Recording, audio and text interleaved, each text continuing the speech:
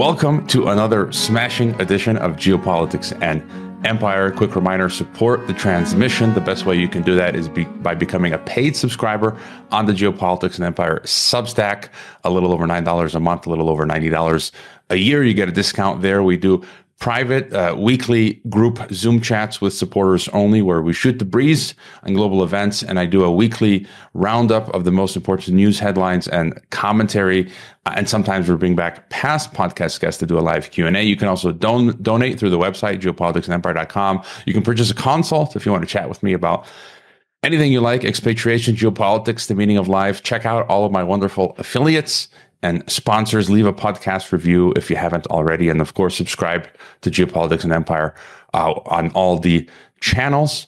It's been a while. Returning to the transmission is Swedish researcher, author, lecturer, musician, Jacob Nordangård. He's author of Rockefeller, Controlling the Game, The Global Coup d'etat, The Fourth Industrial Revolution, and The Great Reset. And his latest book, which we'll talk about in a future podcast, I just got the physical, Temple of Solomon. Very, very cool. A lot of very colorful. I think I got the special edition. And so again, we'll be discussing the Rockefellers today. So welcome back, Jacob. Yeah, thank you. Thanks for having me. And before kicking off, a lot of the books you mentioned in Rockefeller, Controlling the Game, I've had lying around for 15 years. And it's funny, I got a lot of them in Mexico. This is Paul Ehrlich's Population Explosion. Yeah. I got it for 30 pesos like 15 years ago. Prospect for America, the Rockefeller panel reports, again, 20 pesos. I bought that 15 years ago. I got a bunch of the Club of Rome stuff, right? The famous the map in here where they divide the world into 10 regions. And I've been reading this last year. Warren Wegar, you mentioned in your book, Building the City of Man, Outlines of a World Civilization. But I guess just to start, tell us about, I think that's one of the Rockefeller precedes your other books, Global Coup d'etat, and of course the Temple of Solomon. If you want to tell us about, why you wrote Rockefeller. And I actually think it's one of the best books I've read on global government and the Rockefellers. Yes. Thank you. I think it's my life project, the Rockefeller book, because I started kind of early with this during my PhD studies in 2009, and wrote a working paper about the history of climate change research, activism, and so on. And found that the Rockefeller Foundation had been very, very involved in this, as well as the Rockefeller Brothers Fund. And this wasn't really the subject of my PhD thesis. So I had a chapter about this in the thesis, and then wrote a more popular version of this chapter in a book called The Doomsday Clock, released in 2013 after I had become a PhD. And after that, I wanted to deep dive into the origins, and also I wanted to get some answers of why this family was involved in climate research for real.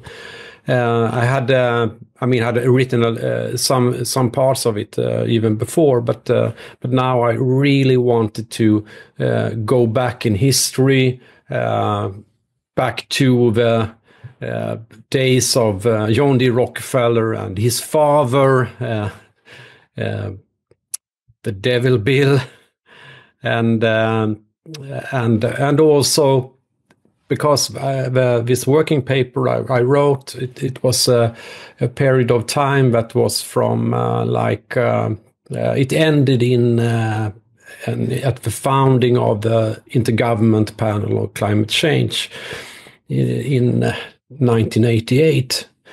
And I also mentioned the Rio meeting about the environment. But there was a lot of things after that happened.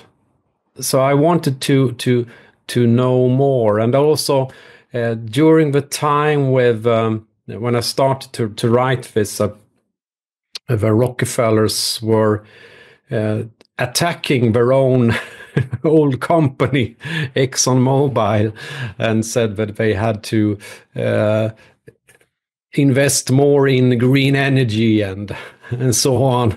And it was very, very strange to see this. So I just had to do this broader study to find the answers on why this big oil family suddenly became these environmentalists.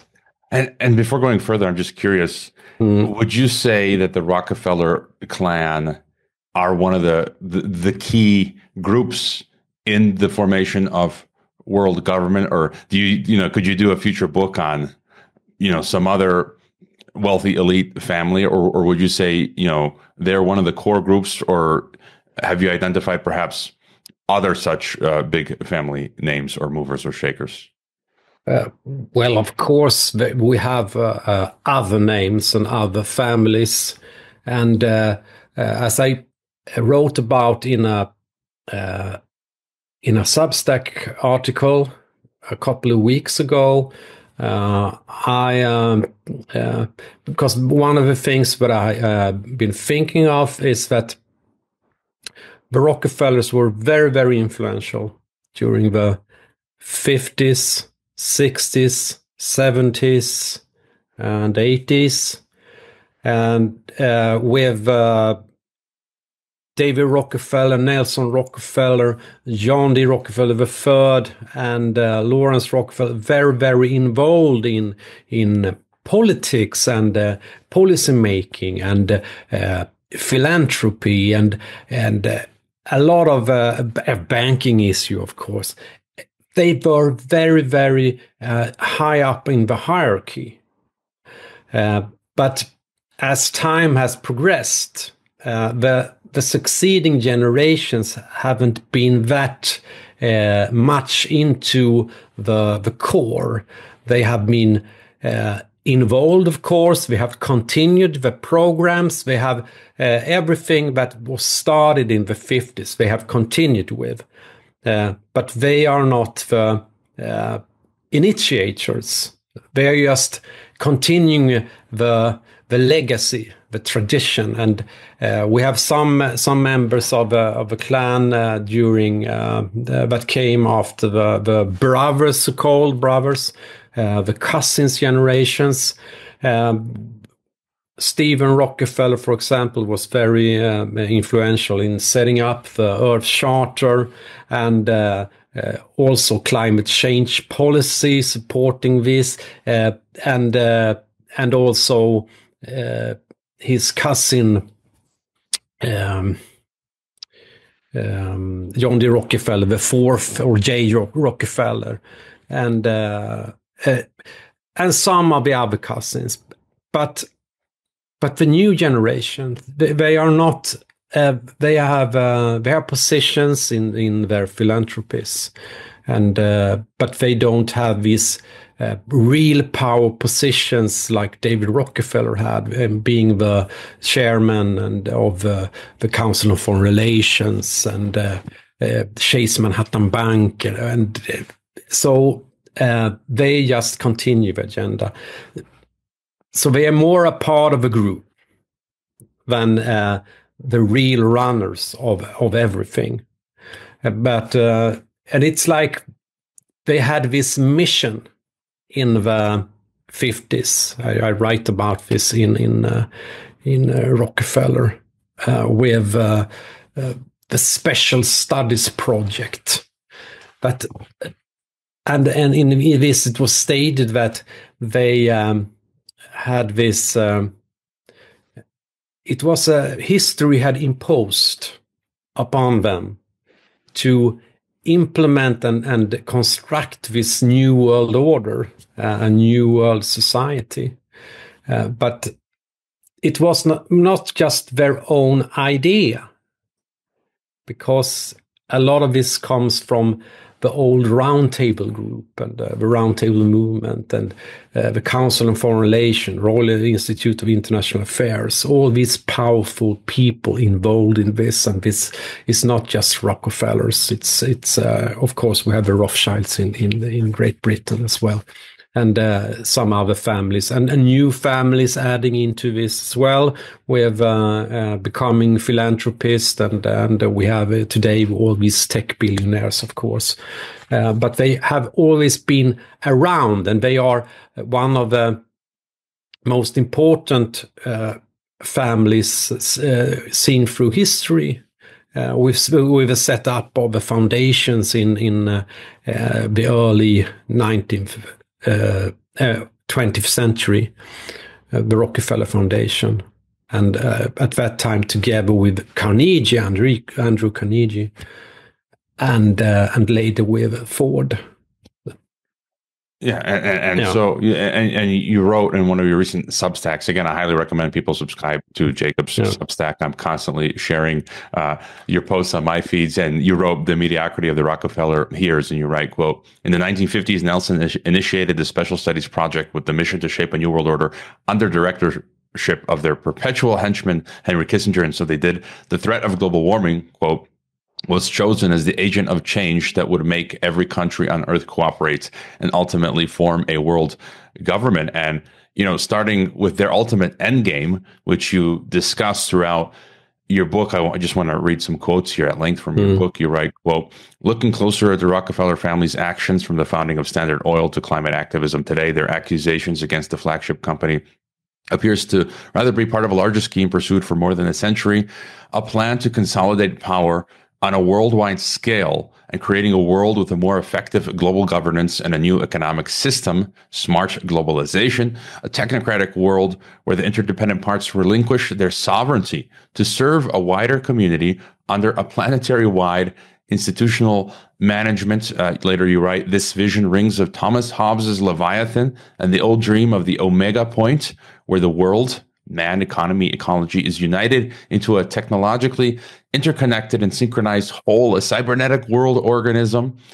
You also continue, you write that if the perception of a world in crisis was more widely accepted, it would provide opportunities for creating a global civilization with a unified global consciousness and global governance. And, Jacob, it also seems it's like them since forever attempting to concoct, scheme, conspire, and invent a myriad of ridiculous, absurd pretexts to convince us to allow them to govern the world. Is that basically what it all boils down to?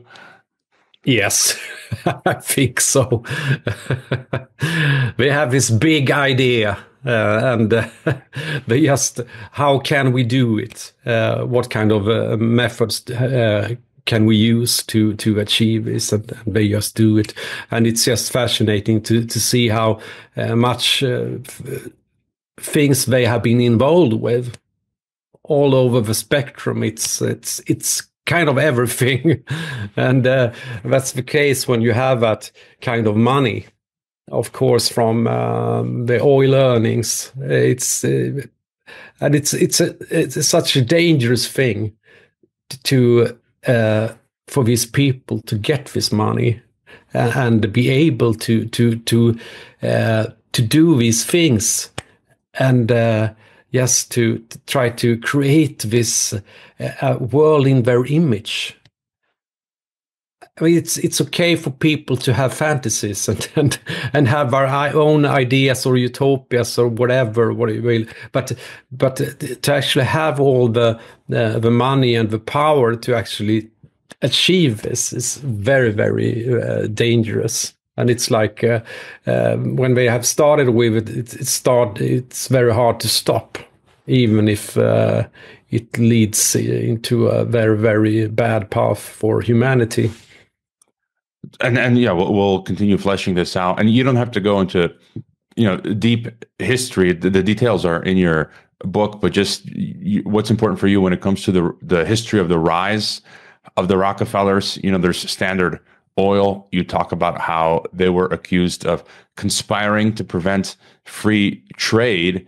And that sort of made me think of, even today, we're seeing the same method by these same elites, whether it's Amazon, Costco, Uber, Airbnb, which you mentioned as well in your book, that sort of stuff, and the COVID, which accelerated the agenda basically to destroy competition. So they don't want a competition. And you mentioned, when they were forced to, quote, break up the antitrust stuff, that basically did nothing for Standard Oil, and they continued with life as usual. And then, you talk about how they created these public relations techniques. And, we can, again, extend that today with, Microsoft, Bill Gates in the 90s, and then him creating Bill Gates Foundation, and then Klaus Schwab, and them utilizing mainstream media just to, repetition is the primary tool of propaganda, and just they use mainstream media to say how great they are. Bill Gates he was on The View yesterday. I saw a clip of him, and so just what's interesting for you when it comes to the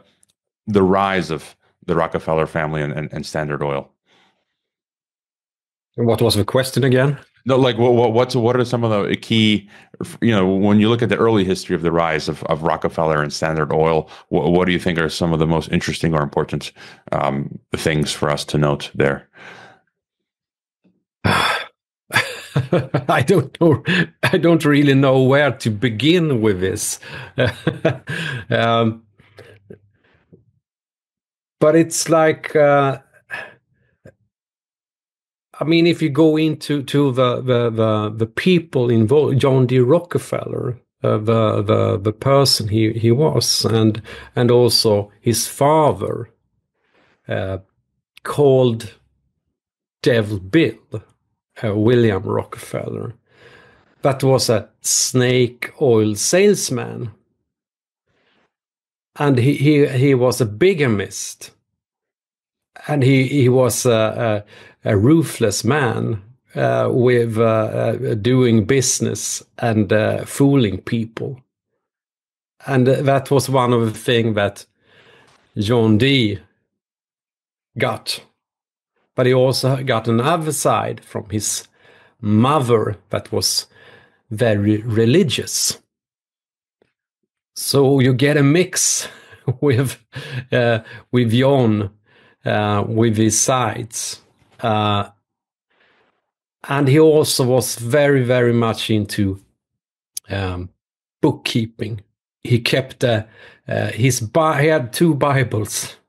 One was the real Bible, because he was a Baptist and very much into this, to have his facade, I think, being a good Christian. And the second one was the ledger, where he kept he was very, very into everything he purchased was in this book. And so he was a kind of brilliant in a way, very smart guy, and also had these high ambitions, because that's what's needed. He really, and also thought a lot about efficiency, how to do things better, and how to, and that of course you get more profit if it's efficient. So he thought about a lot of things in management to improve the operations all the time, and also he was very, very, would say, he had foresight. He could think. He was a good chess player, you could say. He could think know what other people would do when he met them. Okay, if he do this, I can do this, and he will do that, and so he was very strategic in this, and that made him very successful in building up his business and taking over the whole oil industry in United States and eventually in the world. And even beyond. You write in your book, quote, right from the onset, the family has been very careful in choosing what to support while meddling in almost every area of human activity: energy, politics, religion, banking, media, education, medicine, agriculture, technology, futurism, population control, conservation, areas which during the next century would be merged under the major global threat of climate change, requiring the ultimate solution, of course, a sustainable utopia with global control over natural and human resources. You talk about how early on the Rockefeller Foundation had an international outlook. In 1913, they founded the precursor to the World Health Organization, International Health Division, and it was focused on curing hookworm, malaria, tuberculosis, blah blah blah, and also in 1923, they founded the International Education Board, and in China, the foundation established the China Medical Board. And then you write how the relationships with the Chinese authorities were good until the revolution severed contacts with the West. But then when China began opening up again in the 70s, the Rockefeller family were among the first to establish contacts with the communist regime. And so just sort of thoughts, we look at what happened in the 2020s, COVID, Event 201, all these different meetings, simulations, the Rockefellers are there, the WHO is there, Gavi, Gates and Foundation. But it's kind of like you point out, this goes way back beyond a century. And it was fascinating to learn, like the Rockefellers were involved in the precursor to the WHO. So many of these institutions of, League of Nations, United Nations can be traced to them as well, no? Yes, because that's what you could do if you had that kind of money. John D. Rockefeller was smart. He knew how to invest it in and they're very, very clever strategy to create this Rockefeller Foundation, and even before funding the University of Chicago, founding and funding University of Chicago and the Rockefeller University. For medical research. Very, very smart. And because you get this, people will think you are this very benevolent person that gives to society. But everything you give, you can earn something from. And so that has always been a part of this mix. And the Rockefeller Foundation, very, very, if you go into the early history, how it has been involved in especially education is very, very, very crucial and important. And also here in Sweden, very early on, the university where I was employed for a time, Stockholm University, a big, very, very important player in climate science and research.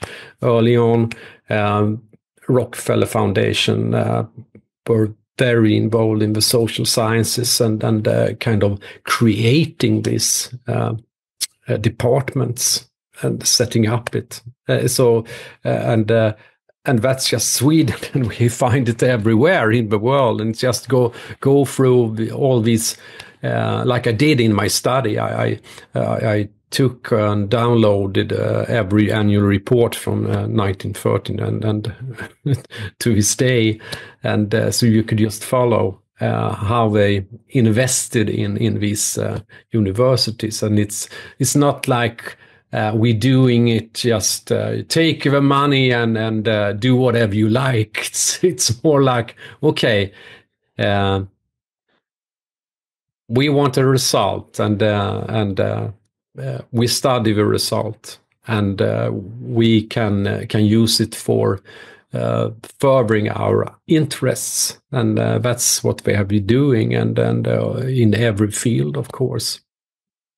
And I think it had been hard in the beginning to really, really grasp and understand where this was heading. But now we can see with, as you said, with the health agenda, how this has evolved, and they have been around all the time, and then they have planted the seed long ago and let it grow and harvested it now. And here's just an example to what you're saying. Here's another one.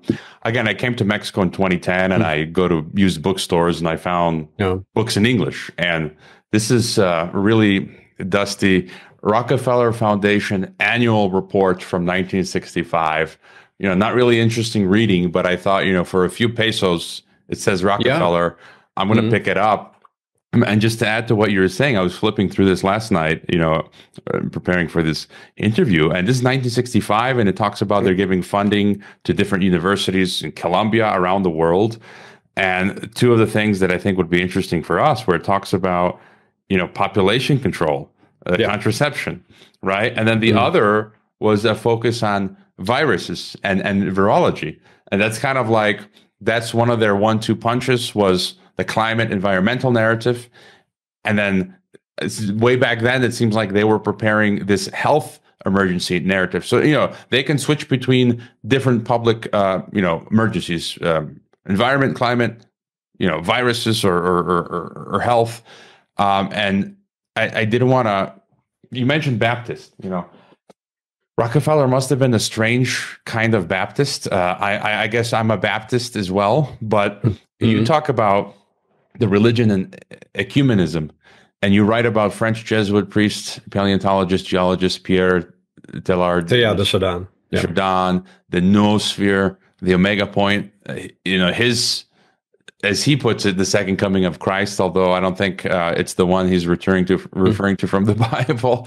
He's got these transhumanist teachings. You say, he has his kind of own interpretation of these things. And combining Christianity with Darwinism, and you say that this suited the Rockefellers perfectly and provided a deterministic foundation for their utopian vision for the world, and gave it a divine blessing. And so throughout the book, you sort of touch on this. I've got some books behind me, a Christian book. I think it's called New Evangelicalism, sort of in the New World Order, which touches on this, where a lot of the Christianity that we're seeing today is ecumenical. It's trying to bring together, like all of the Christian world, but all the world's religions to be used, right, as a tool for their goal of world government. If you could just talk more about, sort of this religious ecumenist agenda. Yeah, of course, they do. So religion is just another part of this, and a very, very important part of it. It comes out as John D. Rockefeller. He had this money, and he thought for himself that it's like God has given this money to me, so He has chosen me. And to build this perfect world, to bring heaven on earth, more or less. So we have these ideas, and that's that what was become the technocratic utopian society, more or less. And there's just so many fascinating parts of your book. This kind of goes into then cybernetics I have here in my notes, which is fascinating. And you write, the Teilhard's visions of the future were closely connected to the development of cybernetic technology. The first step towards the development of the noosphere is represented by the internet and will, according to the vision, be followed by the development of a technologically improved superhuman with a united global consciousness and unified nations under a world government. This vision of a global society was something the Rockefeller family wanted to help turn into reality, as you just said. And then you write how they held discussions and meetings on how to make Chardin's visions of a planetary culture and ethics a reality, and that it had a major impact on the emerging New Age movement, which Rockefeller also helped fund. So if you could tell us a bit more about their cybernetic visions for humanity, what is the noosphere, and so forth. Well, the noosphere, it's like Chardin and also a Russian scientist, Vernadsky. They talk about we have a biosphere, of course, and now we live in the biosphere, all life. but everything evolves, and now we are moving into the noosphere. That's the sphere of thoughts, and it's like internet and the digital world. There are a lot of people are living their lives nowadays, and probably you and me, to a large degree, we are very, very much sitting and using the internet, doing these interviews. So in a way, we are in this noosphere, and these ideas, and internet is just one step of this.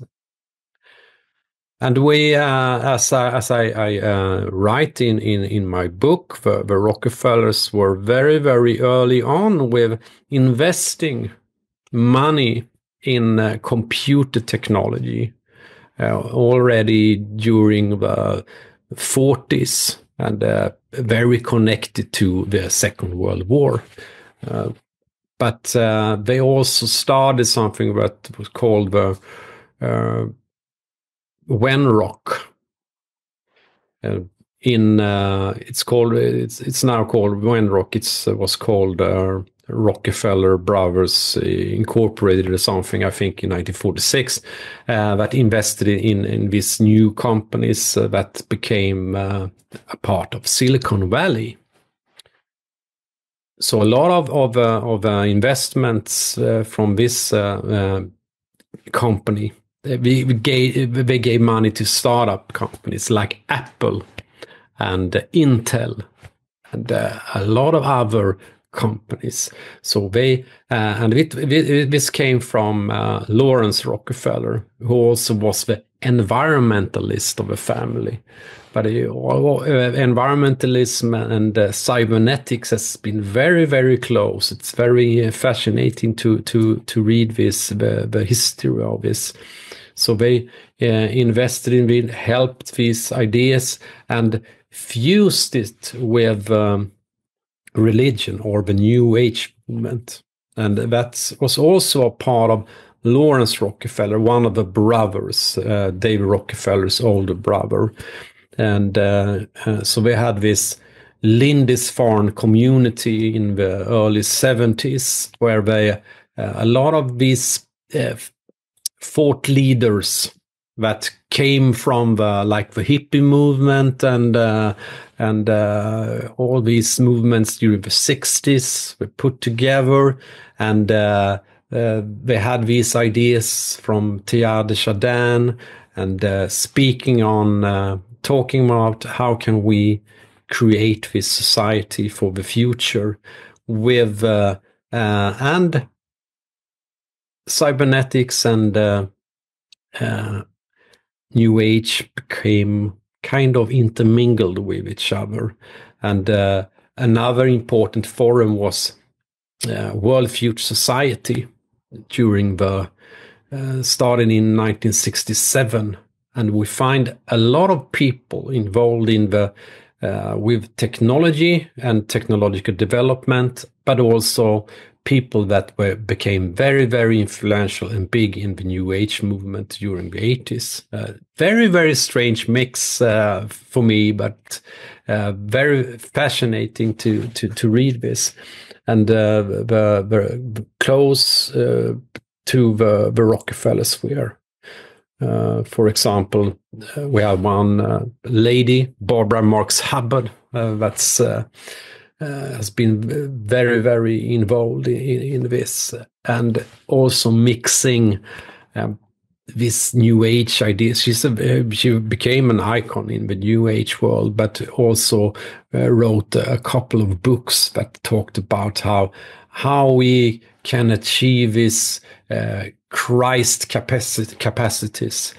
We will get it through like the voice of Christ that talked to her, said to her, do as I have done, become a part of more or less of a machine. this new use these new technologies to transcend, like the microchip and everything. So very, very interesting when you go into the story of this. There's just so much in your book, and here I can go in many different ways. And you know, reading your book and others, I've been beginning to look into cybernetics. I had a guest some months back, Paul, I'm forgetting his last name, but you mentioned Alvin Toffler in your book, Future Shock. Yeah. And my previous guest is now promoting what he calls the third wave. You know, I think Toffler, as you mentioned, the third wave was sort of like this technology, technocratic system. And my previous guest, he was pushing psychedelics, and he pointed out there is a lot of this. You have psychedelics, drugs, the hippie movement connected to cybernetics, connected to these elites, to the new age. And, you know, something interesting you also write in your book, you talk about Ervin Laszlo, who edited a book by Oliver Reiser. Quote, you know, he outlined a grandiose plan for transforming the world and creating a cosmic wisdom temple, a world government with a common religion where mankind would be integrated into the technological system. He would later become instrumental in advocating these techno-spiritual, transhumanist, eugenicist ideas where man was to be upgraded and improved to fit into the new great world organism. Mankind was portrayed also as a cancer on the planet, while at the time on the threshold to the next stage in evolution, connected by electronic networks into a unified global consciousness. And you also point out a few times in your book how the internet did not yet exist. And you just mentioned how Rockefeller financed Intel and Apple through Venrock. And it's kind of like a lot of us tend to think the technology came first and then they used it to build this out. But it's almost like they had this idea, as we said earlier, for global domination, and they were financing all the tools to be able to achieve it. And so thoughts on that? And you also say that Argelis spread Reiser's ideas of a world sensorium, a world brain, to a new age audience with illustrations of a future man upgraded with brain implants. So just any further thoughts? Yes, the vision comes first. And I actually write about this in my latest book. I expand on these things with because Oliver Reiser, he talks about the rebuilding of the temple in Jerusalem, the Temple of Solomon. That's what he says in the book Cosmic Humanism. And this temple is a temple in the sky. It's not really a physical building in Jerusalem, even if that's can be a part of a plan as well, kind of a physical manifestation on Earth on this artificial temple that they have been thinking about for a very, very long time. But so this is it's an old vision, and they have been working on it and trying to find ways on how to achieve it. That's what I found out. It's not just like, oh, now we have invented this. I wonder what we can do with this. It's more like, oh, finally, now we have it. Now we have this big, important component in the temple. Just put the piece there, and then we just continue and try to find the next part of it, and eventually construct this big thing in the end. Yeah, and you talk about this later in your book. You know, it's like internet blockchain, right? Yeah. And so it's kind of like there's this trend here. Going back to something you mentioned, and again, waving around. I think this is a special edition of your latest book, right? Temple of Solomon. Yeah, it is. It's a very limited edition in 777 copies. So I was angry because I wanted to get the CD. It was sold out, and as soon as this arrived, you announced like, "Oh, I got in more editions of the book with the CD." But Okay, I will send you the CD. I no, will do that. there's Yeah. a chance. There's a chance I'll be passing through Sweden Yeah, yeah. in the near future. So we'll see. Will you have the music available for digital purchase or download, or is it already? Yeah, yeah. So it's you can listen to it. Okay. So it's out. Can we purchase it as a digital download, or is it on the platforms? You can, yes, it's on Spotify and it's on Bandcamp, but you can download it from there, and you can also buy it directly from my web store. I'll get the Noosphere version. You write in your book, the 1968 revolution and Green movement was largely orchestrated from above. You write, and you quote from a book from 2011, Kerry Bolton, Revolution from Above. Quote, international plutocracy has often pursued policies, used movements, and promoted doctrines that most people would consider to be anti-capitalist, yet both capitalism and the left arose during the same period in history. Both have the same historical outlook, and both view traditional culture, the family, and nations as obstacles on the paths toward a world state. I also finished the book by Dave McGowan talking about Laurel Canyon and how most of like the 60s, 70s, sex, drugs, rock and roll was all artificial. The Doors, all of their parents were military, occult, intelligence.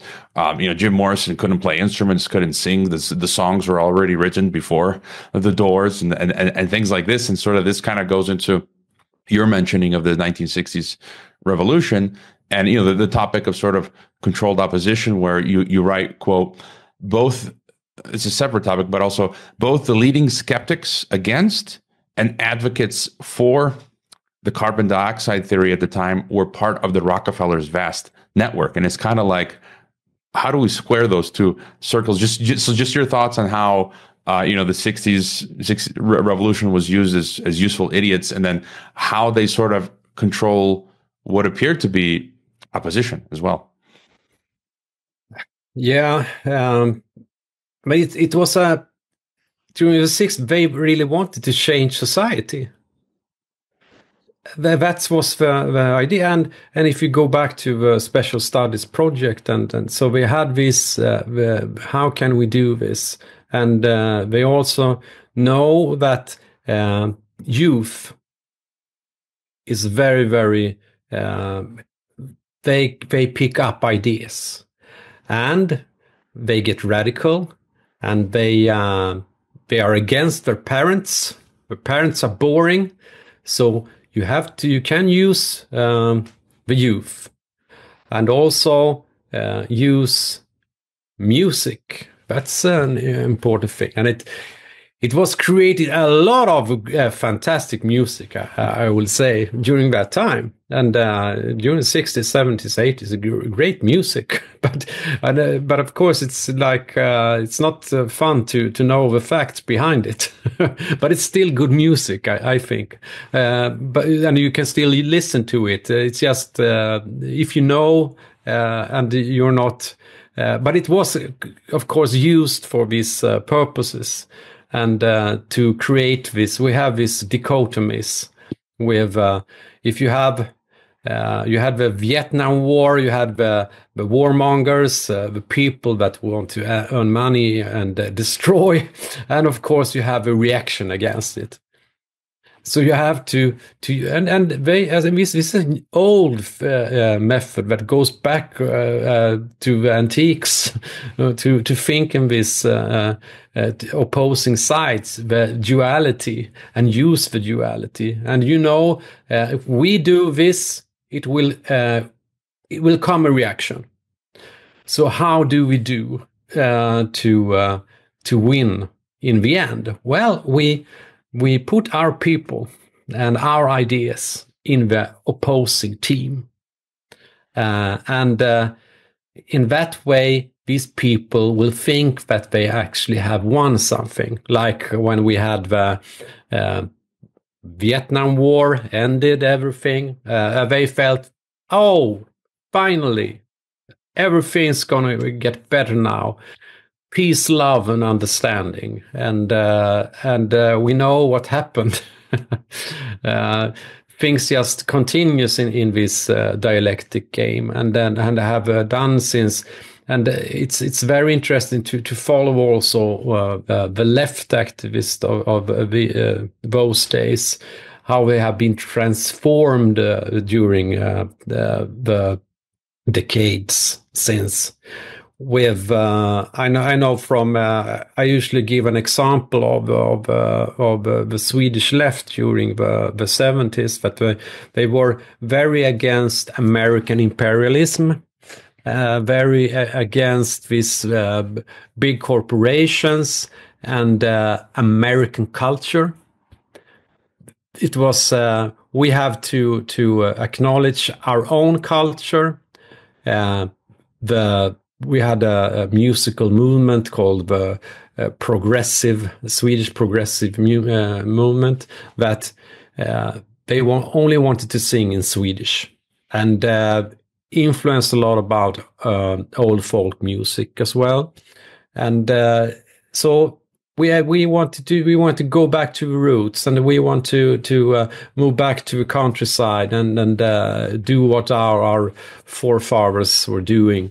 And but this died out. And today, if you look on the left, they are instead like it was during COVID. They were very, very. They more or less pointed finger to the people that said it's the big corporations that run these operations. They are big corporations, the pharmaceutical industry.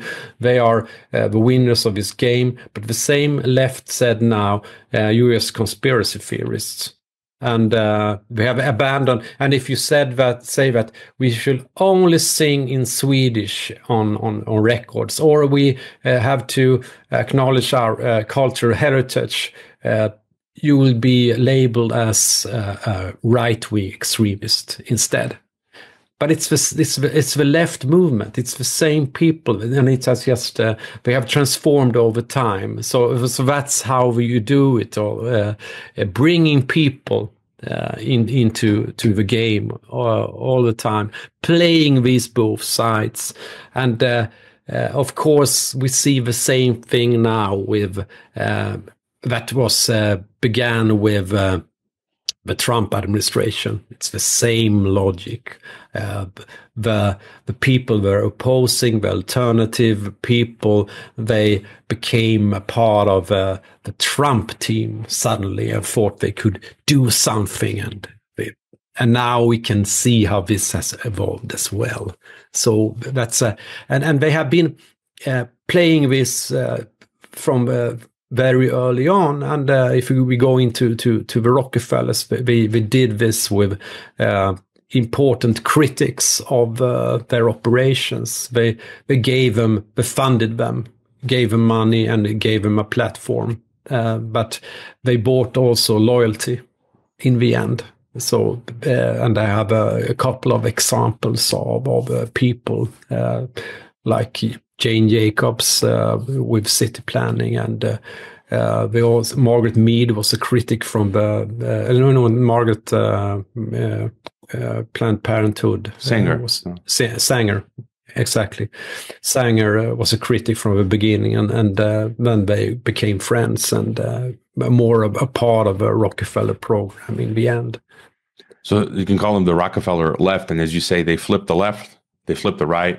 I wanted to get to that later. Trumpmageddon, one of your recent Substacks, you talk about that. It's clear as day. And before continuing with some more of the Rockefeller trajectory, because you already mentioned Barbara Marx Hubbard, and the New Age thing, you talk about how within Greenpeace there were also visions of creating an ecological spiritual movement.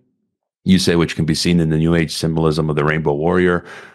You're right, climate change was later identified as the crisis best suited to motivate the general public to agree to the changes desired, and New Age as a means for rallying the masses. You talk about Barbara Marx Hubbard as a Soviet-American sort of citizen diplomat holding seminars in Washington, D.C. and Moscow. And it's funny, back in 2017, I joined Sharon Tennyson, who was also running citizen diplomacy between Washington and Moscow. I went on a trip with 30 Americans as part of a peace diplomacy to Russia. We met Gorbachev and other people like that. So it's kind of like sometimes I don't even know what I'm participating in. Yeah. And you talk about Barbara Ward, is it as well? Okay, that's another thing, a member of the Fabian Society. But you also, with Hubbard, there's a page in your book that talks about what you already referred to, the Christ consciousness, which is a popular term now in alternative media.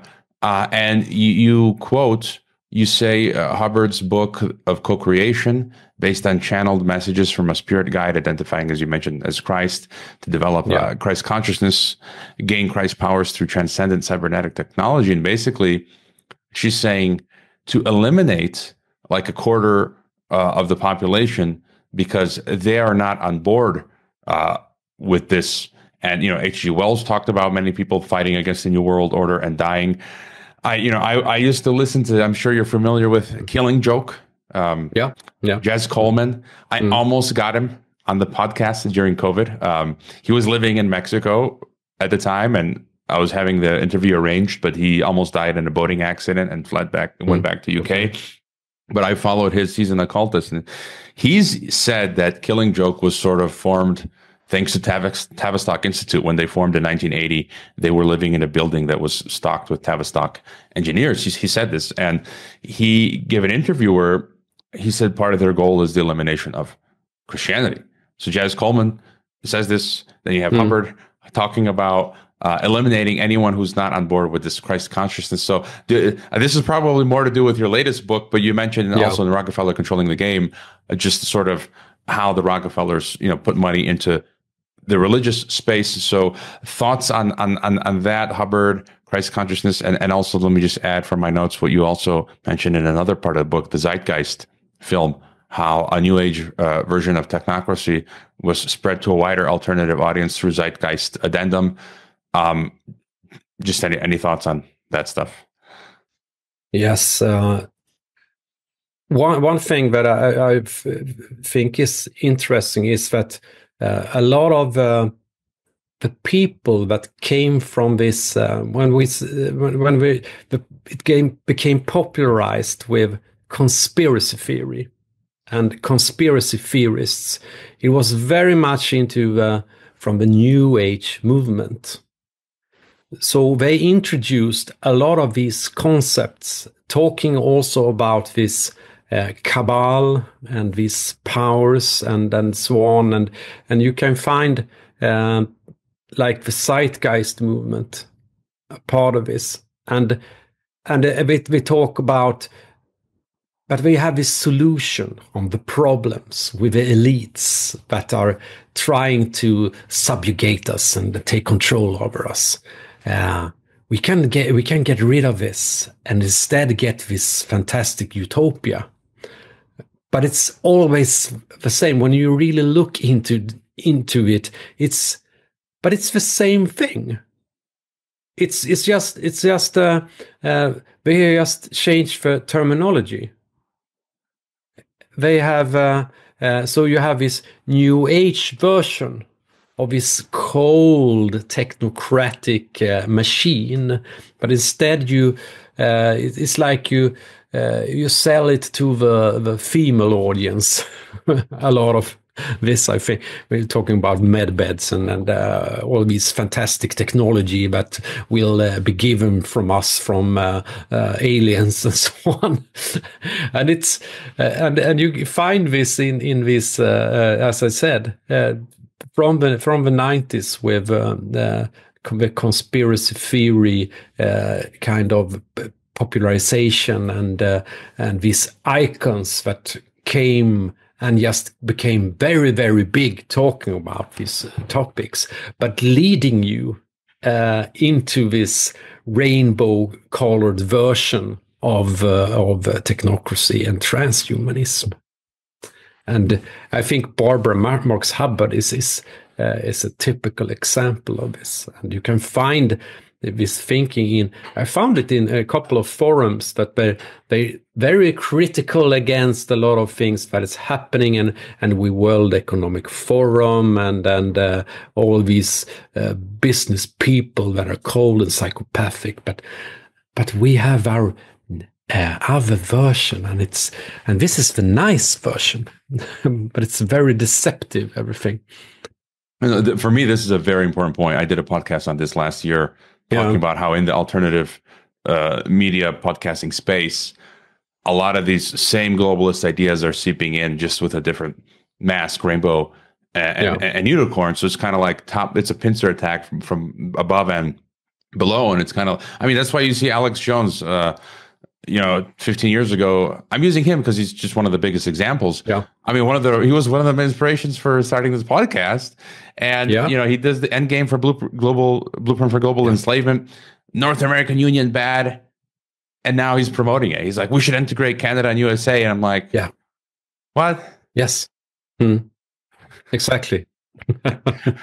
and getting back then to the Rockefellers, I mean, you have but basically minute detail in your book of the trajectory. You talk about, of course, the UN and Rockefeller, how they bought the land quickly and just like in a day or two got all of the permits, which would have taken forever. You talk about the World Federalist Movement in the Bulletin of the Atomic Scientists. You say, in order to manage the threat they themselves had helped create, the Bulletin repeatedly advocated for the UN developing into a world government. And, I read their writings, and they often regularly say, we've got all these pretexts: nuclear war threat, climate threat, virus threat, AI threat. The solution is always world government. And then I was fascinated to discover, you talk about the military origins of climate science, and that the threats of nuclear war and climate change were closely linked, and that as early as the 1940s, they began creating the CO2 narrative. Yes, and a lot of scientists involved in the Manhattan Project.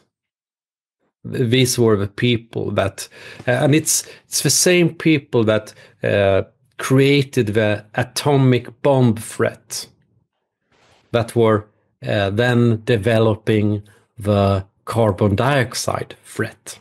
It's very, very well connected. And they were connected through this magazine that you mentioned, the Bulletin of Atomic Scientists, the Atomic Scientists. And but the people behind this, they also had this vision of the world government. So it's very, very early. And climate, of course, we know with the atomic bomb, that's military use of it. But the military is also very interested in climate and weather. They wanted to know, to plan ahead for if we're going to attack another country, they have to know the conditions out there. Is this a storm coming? We can go back to the Spanish Armada with Elizabeth I's reign, where this big storm came and kind of destroyed a lot of the Armada's power, and a lot of other wars. We have Operation Barbarossa, the attack against Russia, that eventually we just couldn't go any further because of the winter. It was the winter that destroyed the German army. But the interesting thing with this, because we have a connection with the modern climate research with Operation Barbarossa, because one of the meteorologists that were involved and working in the Luftwaffe at that time, it was a meteorologist called Hermann Floon. And Hermann Floon he wrote during 1941, I think, he published a paper about human influence on the climate through carbon emissions. So in a kind of a Nazi science magazine. So very, very early, and he's not very much mentioned in the history of carbon dioxide climate research. Instead, we talk a lot about an Englishman called Guy Callender, and we talk about Svante Arrhenius, the Swedish scientist, already in the late 19th century. Who was the originator of the theory. But Hermann Flohn, with military research, he ended up in a war camp, but after some year, he started going back to business again, working with meteorology, and began cooperating with Swedish scientists in Stockholm. That's the Stockholm University, as I mentioned, and also in United States. And all these people, they had been involved, of course, in the war, working with these issues of how climate influence and for warfare. So that was the foundation of it, and they got funding from Office of Naval Research and gave the money to do these studies. And the studies they were doing were very, very into how will a nuclear detonation affect weather conditions in an area? How will it affect the climate? So that's how it began. And the Rockefeller Foundation came into this very early. They more or less took over the military research and funded the early scientists during the 50s that became the pioneers, like Roger Revelle, and in the United States, and in my home country, Carl Gustav Rossby, and the first chairman of the Intergovernmental Panel on Climate Change, Bert Bolin. So it's been very fascinating also to follow these connections with Sweden and United States in making this climate change agenda the big thing, the big problem to solve. There's a quote in your book that says, if the world government cause is the triumph, it will need more than sympathetic endorsement by the majority. People must be made to feel that their own security, freedom, and prosperity, yes, their very own survival, depend on the creation in our time of a world rule of law. They must be made to believe that the establishment of a world government is more urgent than the maintenance of a high domestic standard, and as if not more practical than the pursuit of a deceptive security by full military preparedness. And so I wanted to get your thought on, this is forever a question of mine. You know, I lived in Kazakhstan for 3 years, in Semey, which is 120 kilometers from the polygon, which is an 18,000 square kilometer patch of land, which was the principal Soviet nuclear test site, where Stalin dropped the first bomb in 1949. And, you know, supposedly there were 500 plus atomic tests from 49 to 1990. After the 60s, the tests, you know, before the 60s, the tests were above ground. After that, because of the treaty, they were underground. No. And I visited one of the ground zeros. I went to Kurchatov, where they have the nuclear institute, and some of the scientists took me a couple hours in to the polygon, and I had Geiger counters, my own, that I brought to Kazakhstan, and I stood where it was radioactive. It was radioactive, and they had mock underground subways or metros. You know, so they built like mock buildings to see the impacts of the explosions. There's people who say nukes don't exist. I find that hard to believe. I'm of the opinion that, you know, atomic weapons exist. I possibly question the idea of a nuclear winter.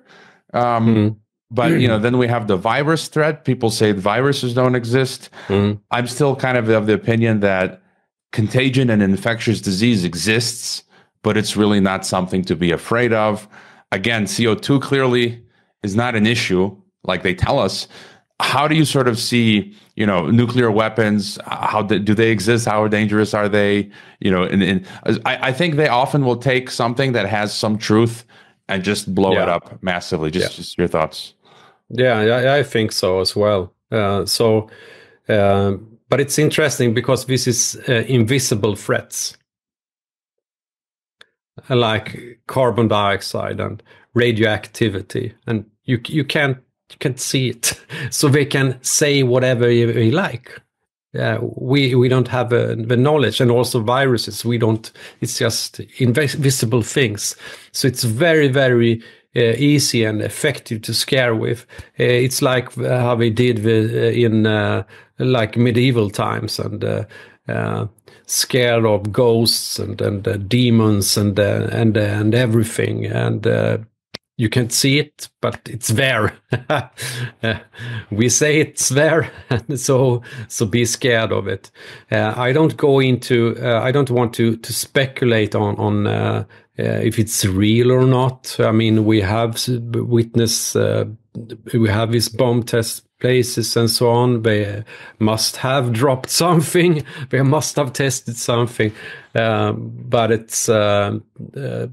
But I don't have a knowledge really about these things. I just know how they use it, and also exaggerate the threats all the time. I know for one thing, but I don't.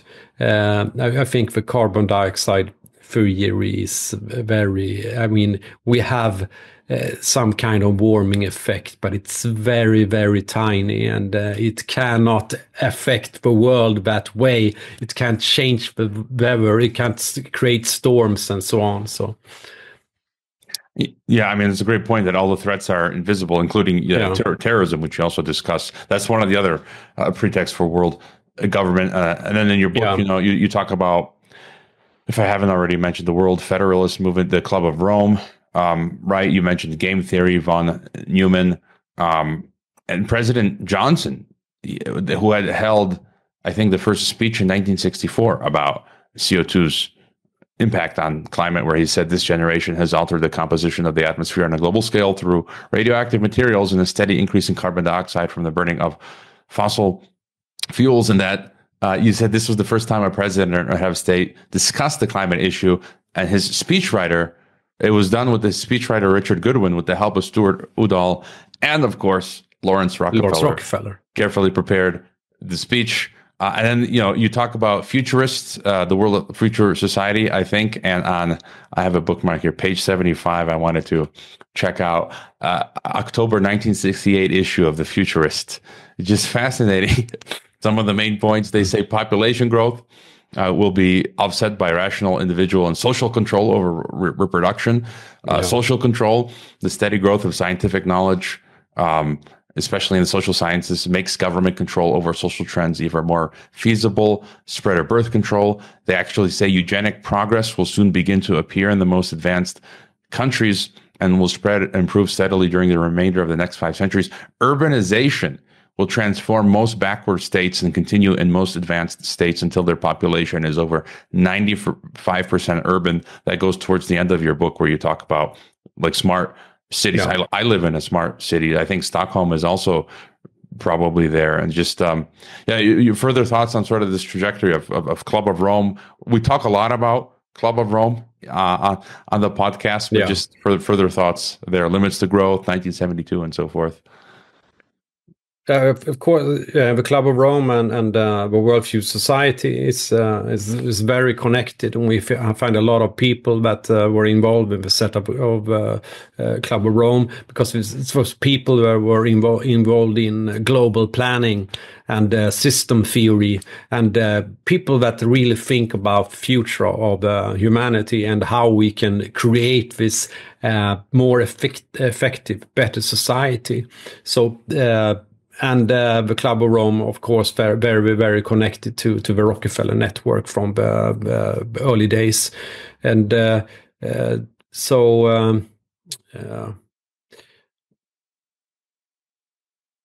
Well, I think I lost the. No worries. I mean, I think we've spoken about Club of Rome a lot. They're like the one of the we most, have, yeah. Would you say they're the most principal drivers of the agenda currently?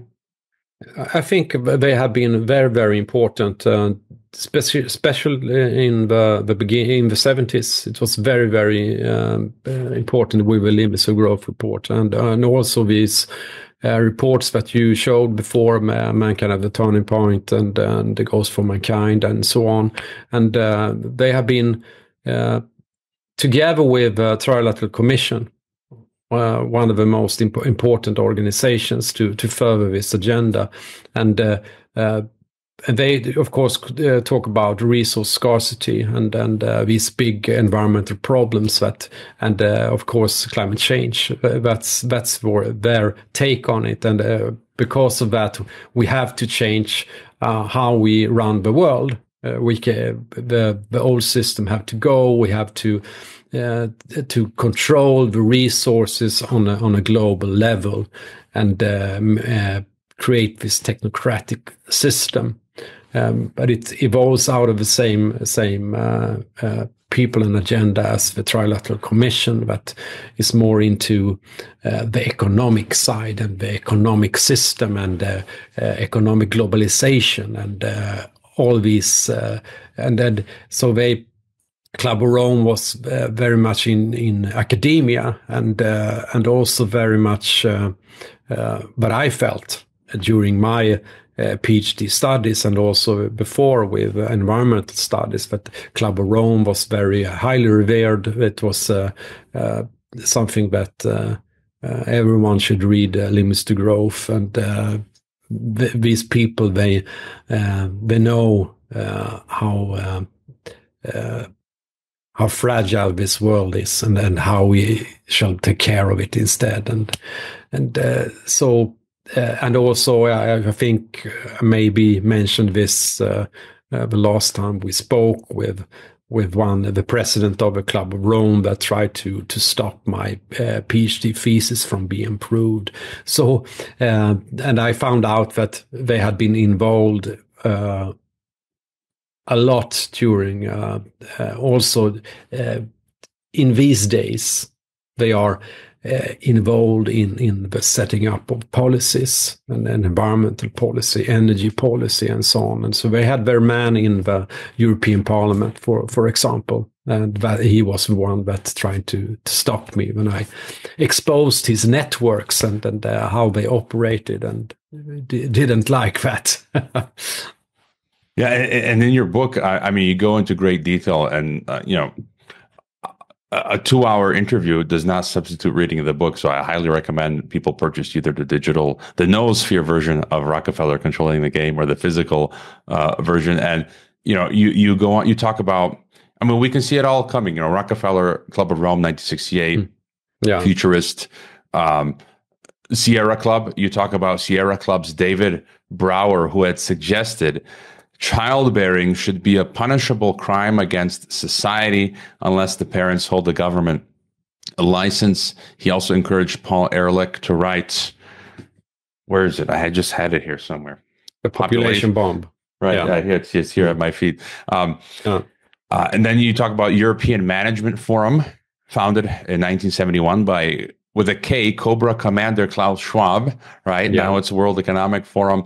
It's an interesting fact in passing. You mentioned that the World Trade Center buildings were built by Rockefeller. Of course, you already mentioned, I like how you say TRICOM, Trilateral Commission, 1973. So you can really see this build out of this sort of world system. They bring China back into the fold. And then you mentioned in your book the new international economic order, which I think is more, as you said, related to the Trilateral Commission, which was said to be based on equity, sovereign equality, interdependence, and cooperation among all states. And correct me if I'm wrong, Jacob, that sounds a lot like BRICS multipolarity.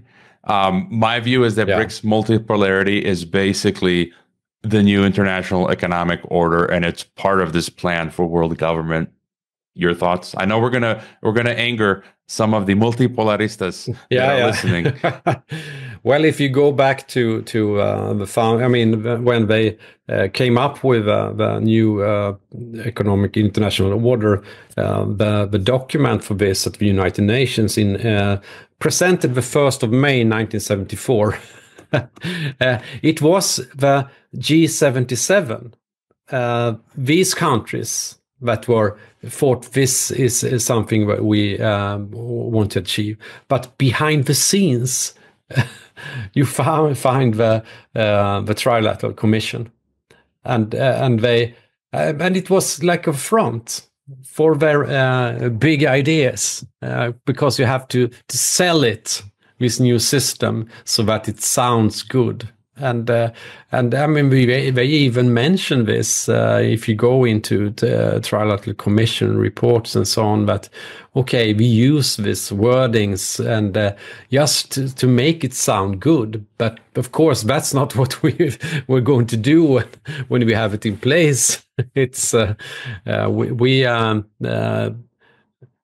because it's impossible to make people to convince other leaders and people to be a part of this. If you say what you really want, this is how psychopaths do it.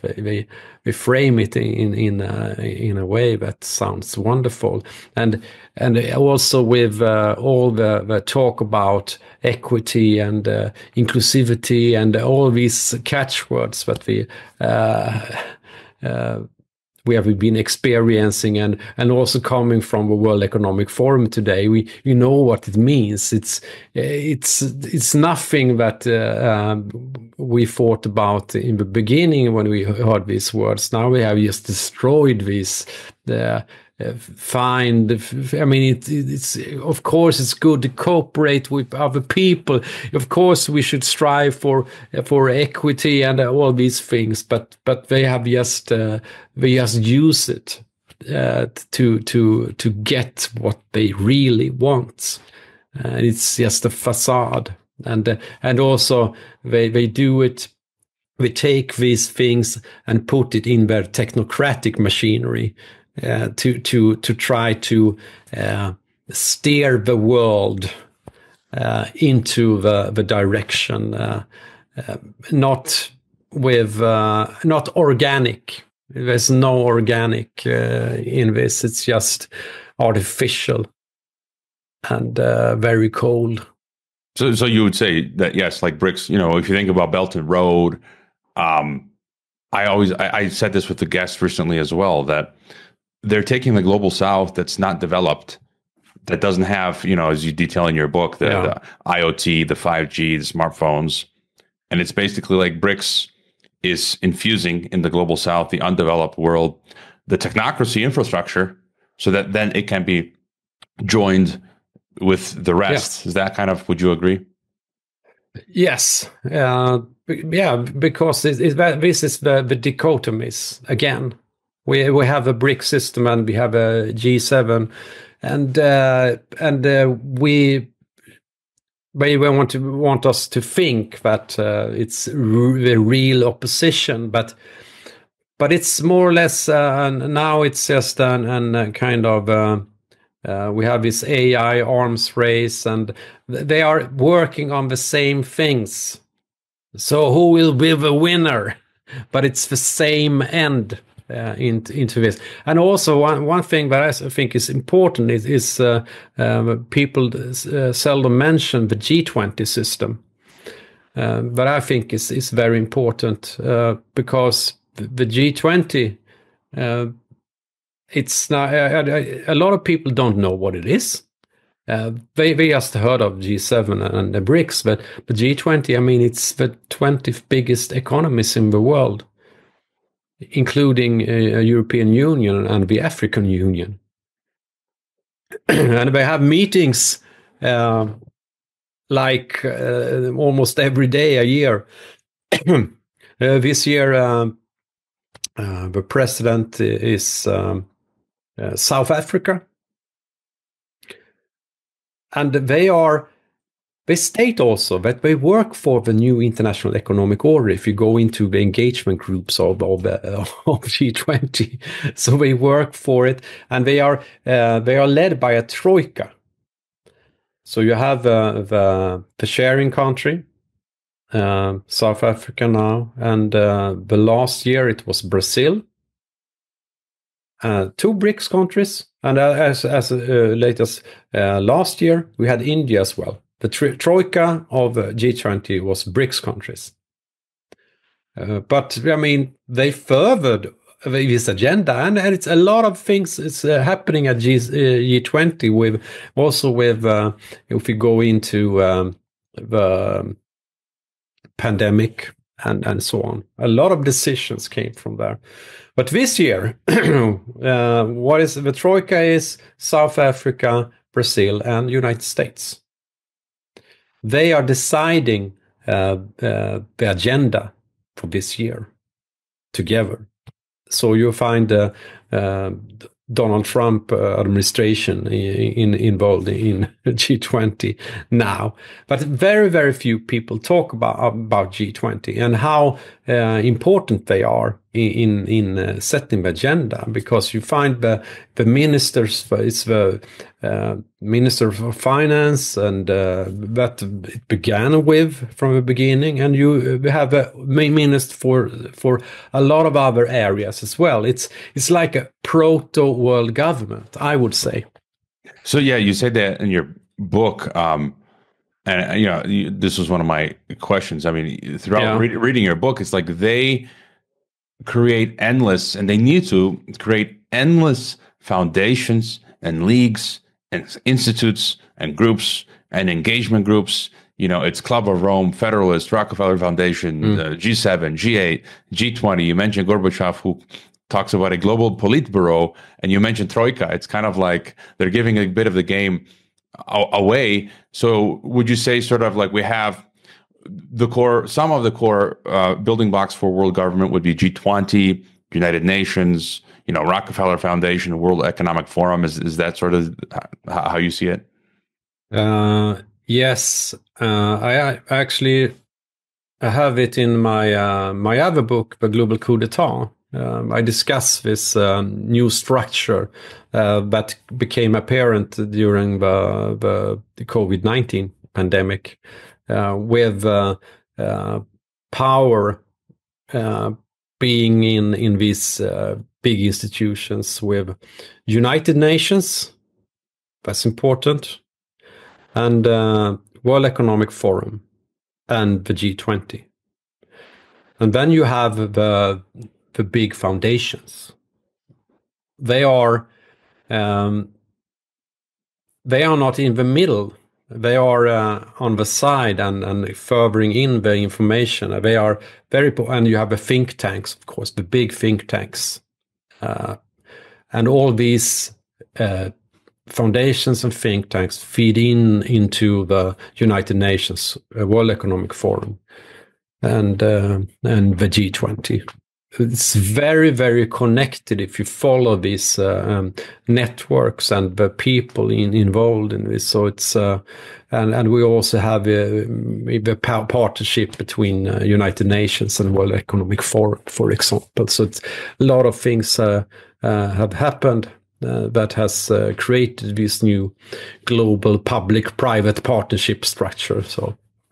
And I want to get to the latter part of your book, which is the scariest. And I found on one part of your there's again a section from your book. You're talking about Wasdel, who gave advice. This was at a G8.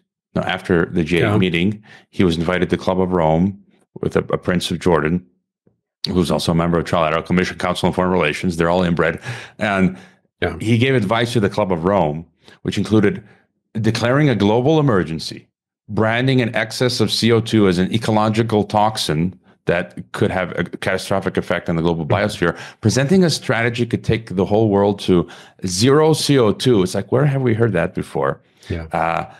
Developing institutional instruments for handling the transition, the survival of the planet required a psychodynamic renaissance. And it's almost like you could switch out CO2 for COVID virus, zero COVID, global emergency. and it's that just made me think recently. I was on record in March of 2020 saying that COVID 1984, the principal goal of it was to install global algocracy, or rule by algorithm. And you mentioned Nick Bostrom. I was reading his paper back then in early 2020. And, people talk about different elements of COVID, bioweapons, and vaccines and other things. And yes, we have the depopulation angle, but I feel the principal goal was to install what you're talking about: technocracy, algocracy. And then we had Joe Rogan a few weeks ago with Mark Andreessen saying we should have AI run the government. That's rule by algorithm. That's algocracy. Yeah. Would you sort of agree that the main goal of COVID was basically to install this system that you're describing in your book? Yes, it is. And because I started with the Rockefeller book, and it was finished out in Swedish in 2019, also the first edition in English in December 2019.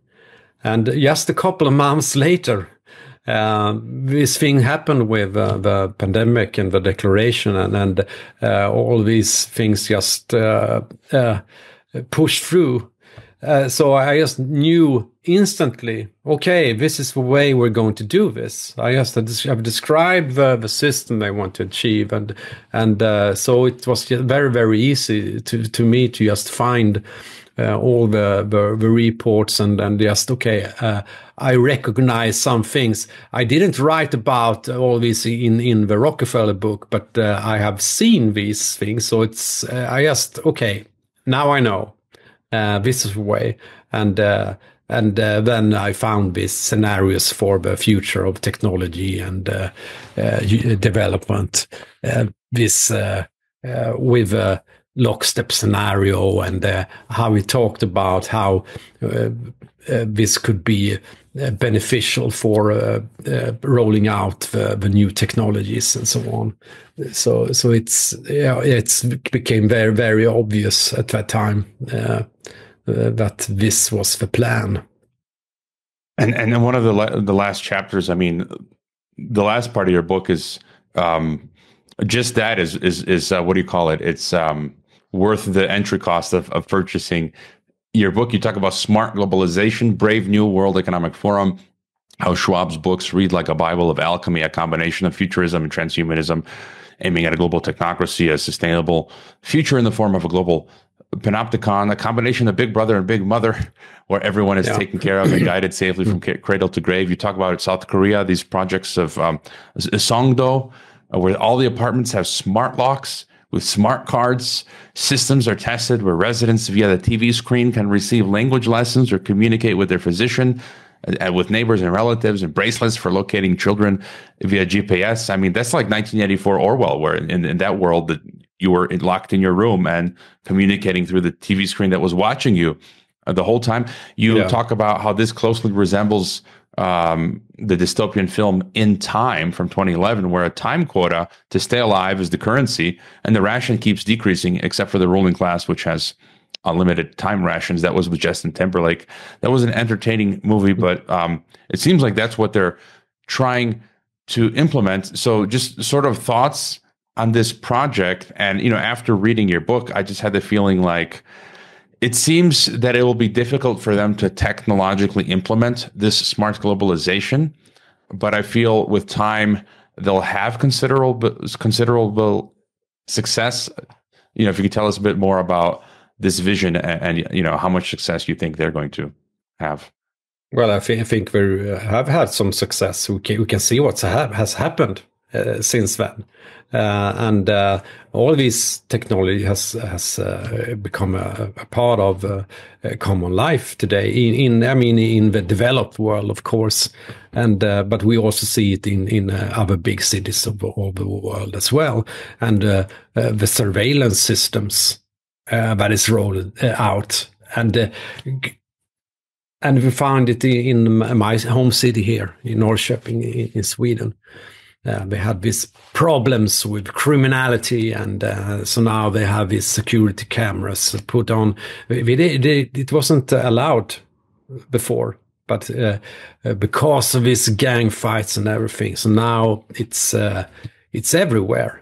And also how they put these new security systems on the houses, and also security cameras when you go into big blocks and so on. So I think they have managed to do a lot of things, and more is coming, and also with the new, because how we do it is we have the left that want to surveil out of environmental concern.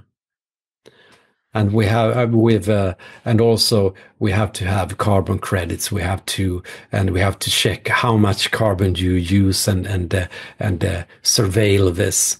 And the left, okay, that we have to do that to save the planet. And then you have the Trump camp, but we don't care about the environment, but we care about criminality and migrants and all these things, and they do the same thing, but because of that instead. And they get support from the people that are skeptic of the environmental concerns, and the opposite, of course. So if we look into what has happened since 9/11, I mean, we have 1984 now. And also it will be very interesting to follow.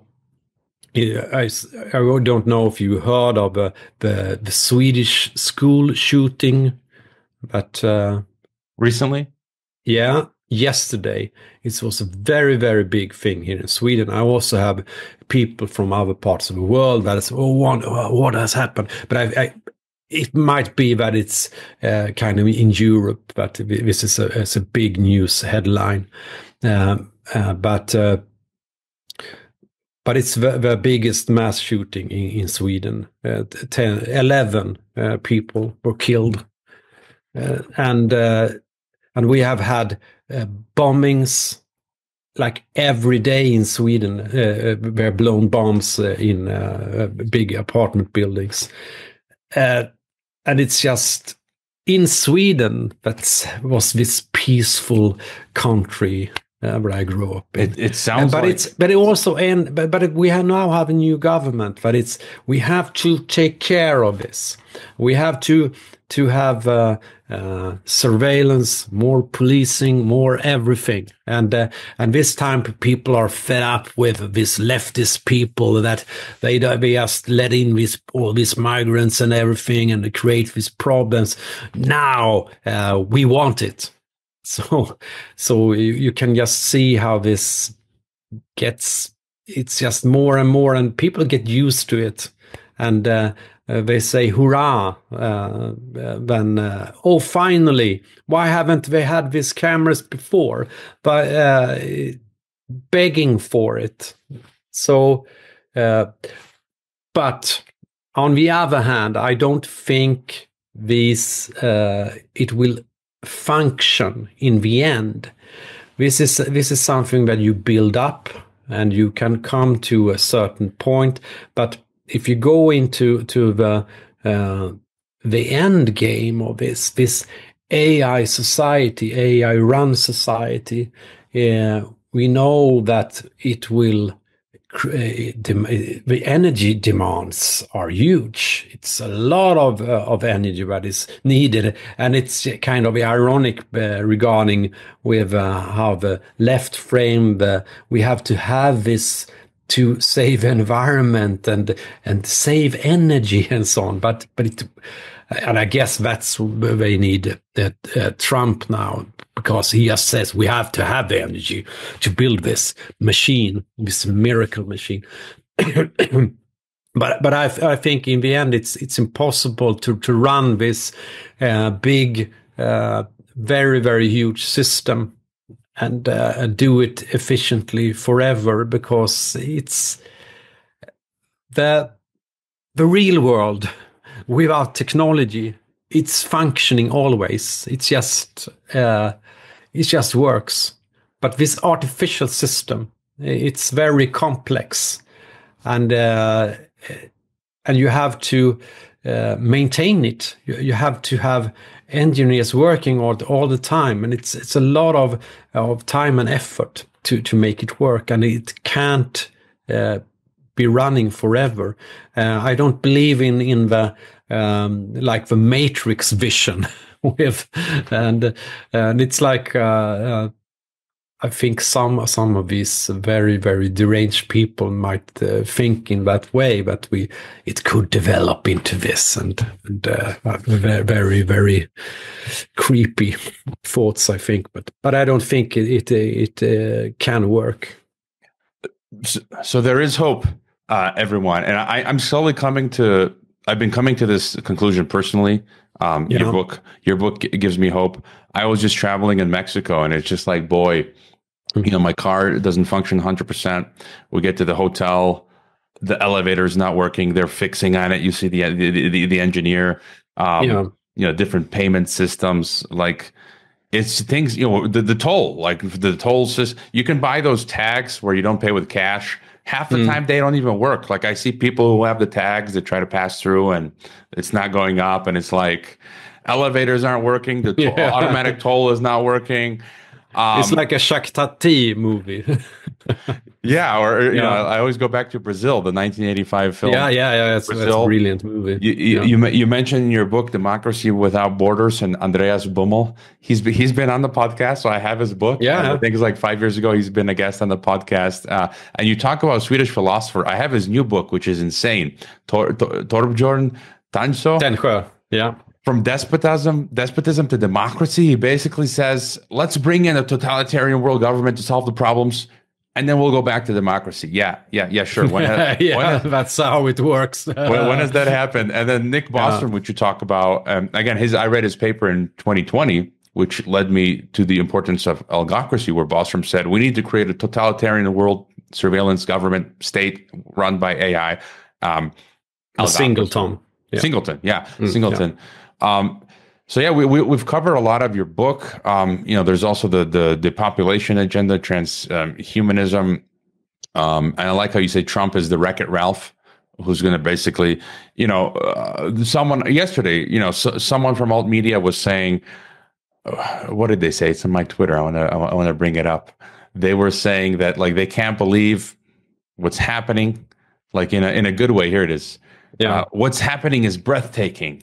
Right, that Wreck-It Ralph Trump is doing away with USAID and Doge and blah blah blah. And my comment is, what's happening is breathtaking. The new world order is being installed right under our noses. Would you agree with that? Yeah, absolutely. That's because they have been so, as I said, with these dichotomies, they have been very, very smart in crafting the movement, the alternative movement that see Trump as the savior that will save us from the evil globalist and Klaus Schwab and so on, and also believing in the rainbow-colored version of the technology. so very, very, very smart move, and a lot of people have bought into it. And for me, it's just, what? Do you know what kind of people is behind this? Who is Elon Musk? Who is Peter Thiel? And what are their values? What do they want to achieve in the end? Well, I mean, I guess that's part of our job, to do the real alternative media work that a lot of alternative media, they've now become the mainstream media. So given everything we've discussed, what do we do? Do we just sort of keep doing what we're doing and sit back with our coffee and tea and just enjoy the train wreck that is technocracy, these projects of the Rockefellers? What do we do? I actually write about this in the last chapter of my book, latest book, Temple of Solomon, and that's about my personal journey and why I believe that things will work out fine in the end, because it's like I have always felt that I have a connection with something that's higher, and that's putting me together with other people all over the world. And that's not internet, but internet is a help. But you find people that are kind of carrying the light and light up things for other people. And we are more and more people coming together. And also every time a lot of people that has believed in Donald Trump will find out soon that this was not the thing, and so the team will be bigger with people that really understand how this works. And of course, we have an important mission to spread the information, and also how these things work with the dichotomies or the pendulums that people get drawn into and support, and just so that this continues all the time. So what I have been trying to do is trying to explain the recipe that these people are using, the kind of the alchemy, I call it, the alchemy of the world. They have these tools, and if we just explain how they work with this, it will be like the Wizard of Oz in the end, with curtains off, and you see the man behind the curtain. He was not this dangerous big monster. He's just an ordinary scared guy that try to convince us that he has real power, but he don't, of course. Yeah, I had that feeling reading your book and you detailing so many of these Rockefeller family members and them coming and going, dying at age Kissinger 100 and 90s and 89 or whatever. And it's like, they're just humans like the rest of us. And so we should not be afraid. And what you said, one of my past guests 3 years ago, he said something similar. I wanted to read this. Guy Matan, Swiss journalist, he said on the podcast, quote, "I am pessimistic about the future development of our world into a totalitarian new empire, but I'm also optimistic because I think the light of the truth, even if it is small, even if it is only a candle, this brings light. And if you can have some truth, this truth will be repeating with a few people and the rumor of truth will expand. In the beginnings of the Christian times in the Roman Empire, these Christians were dissidents of the time. They were against mainstream imperial Rome. They had to live in catacombs and hide themselves in the forest, a little bit like us today as a minority. But they won because year after year, they were able to expand this small light to more and more people. I think it's a duty we have to maintain this light, even if we are not rewarded for that." So that very much, I think, rhymes with what you're saying. My final question, just wanted to ask you, you're writing so many books, high quality, lengthy, just the writing process, how do you decide, what to include, what to leave out? How difficult is the research process? Are you reading many books, or are you scanning through some of the books to find what you're looking for? Just briefly on your writing process. Yeah, I don't read every book that is mentioned in because in the index of the Rockefeller book, it's a bibliography. It's a very a lot of books. I don't read every of these books from the beginning to the end. But I find the things that it's worth, and it's. But of some kind, it's kind of like a magical process, but it's hard to explain, and it's and information just comes to you, and I might have a gift in just receiving this information that other people don't have really, but it's just. And sometimes I remember from doing my PhD studies, it could be like I usually found some interesting papers on the internet, and it had nothing to do with my work at the time, but I have to print it out, and then I left it on a big pile of papers on my desk, and then I was writing and so on, and suddenly I had to check for some papers, and I just find one of the papers, and oh, wow, this is exactly what I was... I didn't know I was looking for this, but this is actually what I was reading about now. And then it was a stock of papers, like 100 of papers, you know, and I just find this, and this is the right thing. Or just going to check in a bookshelf and take a book, and you just happens to come to that page that has this fantastic quote. And so I have and a lot of these things has happened during my research, but also, of course, when I begin writing, it's I've been very thorough also in like the annual reports of the Rockefeller Foundation. I gone through them all, but I was looking for specific details. It's not like if you read, you had one of the annual reports. If you read, just read it. It's not funny. But if you are looking for something, it becomes very, very exciting. It's just wow, and you find these pieces all the time. So. But I had all the reports from 1913 to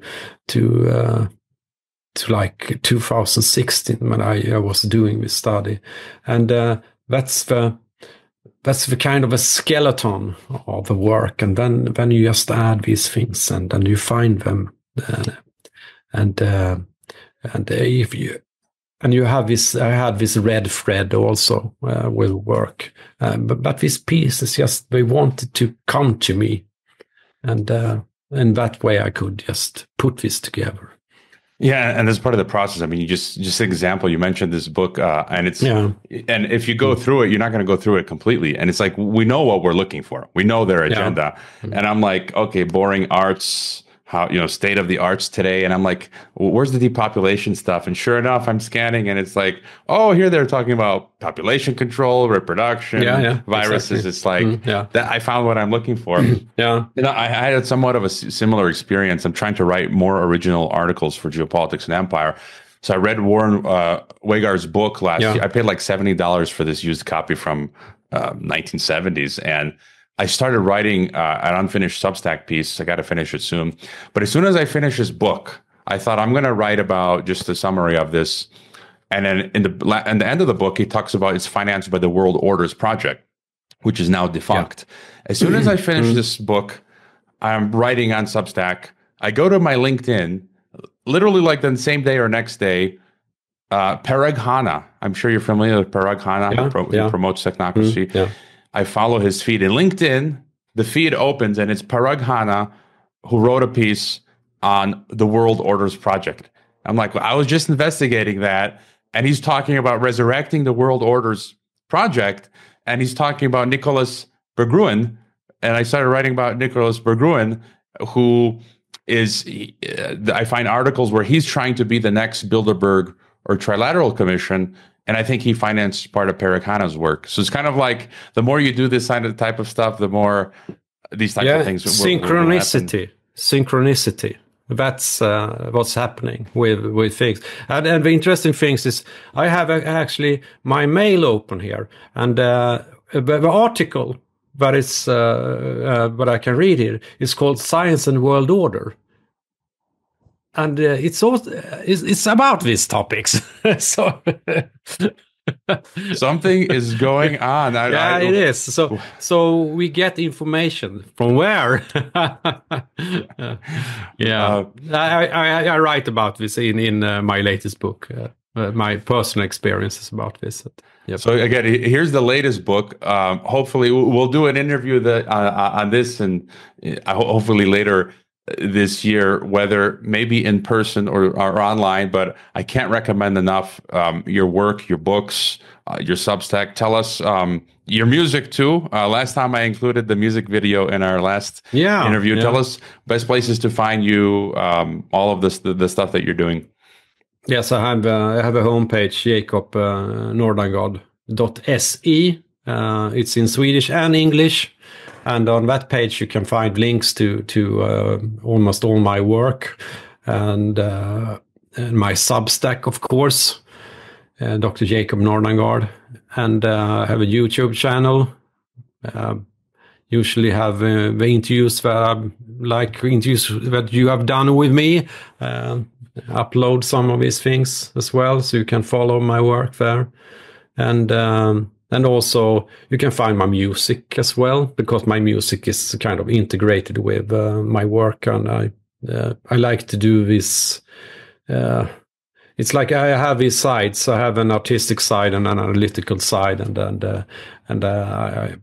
I like doing impossible projects like this, the last one with making actually a book that is kind of is the most exclusive booklet for a music CD.